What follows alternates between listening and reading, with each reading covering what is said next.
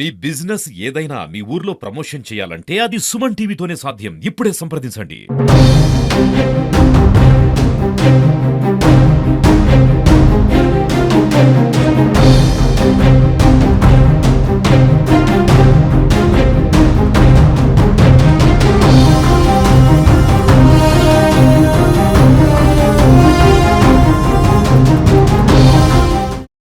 నిన్న రోజు మన రాచకొండ పద్మ భర్త పేరు సత్తయ్య, ఇది మల్లాపూర్ గ్రామం, గంగాధర మండలం, మన కొడిమేల పోలీస్ స్టేషన్ దరఖాస్తు ఇచ్చింది. ఏమనంటే వాళ్ళ బిడ్డ అవుదొట్టి మావడను వాళ్ళ అల్లుడైన అవుదొట్టి మహేందర్ ఇంట్లో చంపి పారిపోయిందని చెప్పేసి పిటిషన్ ఇచ్చింది. దాని మీద మేము కేసు నమోదు చేసుకుని దర్యాప్తులో వెళ్ళిన విషయం ఏంటంటే మహేందర్ కు మమతకు దాదాపు 20 సంవత్సరాల క్రితం మ్యారేజ్ అయింది. పెళ్ళైనాక వీళ్ళకి పిల్లలు ఉంటారు, వీళ్ళు హాస్పిటల్ అడ్మిట్ తింటూ ఉంటారు. ఇతరు ప్రైవేట్ టైలర్ షాప్ చేస్తూ ఉంటారు. గత 6 సంవత్సరాల నుంచి కరీంనగర్ లో కిరాయి ఇంట్లో ఉంటారు. వీళ్ళ మధ్యలో ఆర్థిక పరమైన ఇబ్బందులతో వీళ్ళు ఉంటారు. ఇక్కడ ఏం పని లేదు, తాగు బానిస అయిన తర్వాత ఈ ఇంట్లో ఈ ఆర్థిక ఇబ్బందులతో వాళ్ళ భార్య కూడా కరీంనగర్ ప్రైవేట్ షాపింగ్ వల్ల ఎంప్లాయ్ గా పనిచేస్తాను. ఆమె డబ్బులు కూడా ఇక్కడ ఈ విషయంలో గత 20 రోజుల క్రితం గంగాధర మండలం మల్లాపూర్ విలేజ్ లో వాళ్ళ తల్లిదండ్రులకు వీళ్ళ మధ్యన పంచాయతీలో కూడా ఏంటంటే బాగానే తీసుకుంటా అని చెప్పేసి ఈ అమ్మాయిని మనం తీసుకుని తీసుకొని 26 తారీఖు రోజు ఈమెను ఎలాగైనా అంతమందించాలని ఉద్దేశంతో మెడలు డబ్బులు కావాలని చెప్పేసి ఆమె రెండోవాడు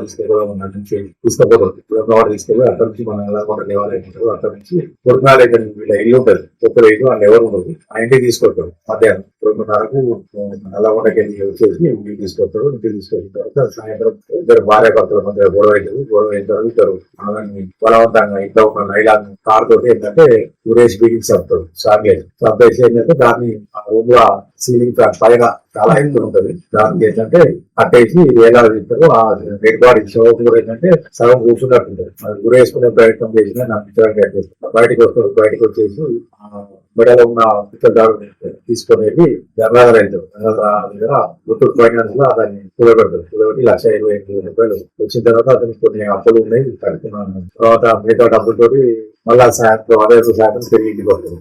పొడిమేల వాళ్ళ మేనమామ ఉంటాడు. మేనమామని తీసుకొని వైన్స్ లో తాగుతుంది. వాళ్ళ బాపాడు కూడా తాగుతుంది. తాగిన తర్వాత మళ్ళీ తెల్లవారి కరీంనగర్ వెళ్తారు. కరీంనగర్ వెళ్ళిన తర్వాత చుట్టుపక్కల ఓనర్ వాళ్ళు భార్య ప్రవర్తన అనుమానం అంటే ఇలా తల్లిదండ్రులు చెప్తే తల్లి వస్తే పొద్దున్న లేని సమాధానం చెప్తే తల్లి కూడా 27 తారీఖు రోజు కరీంనగర్ వంటంలో అమ్మాయి అడ్వైట్లేదని కేసు పెడుతుంది. మిస్సింగ్ కేసు నెంబర్ 260 కరీంనగర్ వంటం. ఈ లోపు ఏంటంటే వాళ్ళు కూడా నిందితురాలు లొకేషన్ మొబైల్ ఫోన్ కూడా తీసుకుంటారు. మళ్ళీ కూడా ఈ 4 రోజుల నుంచి కూడా ఇతరు ఈ ప్రాంతంలో ఎదుగుతా ఉంటారు.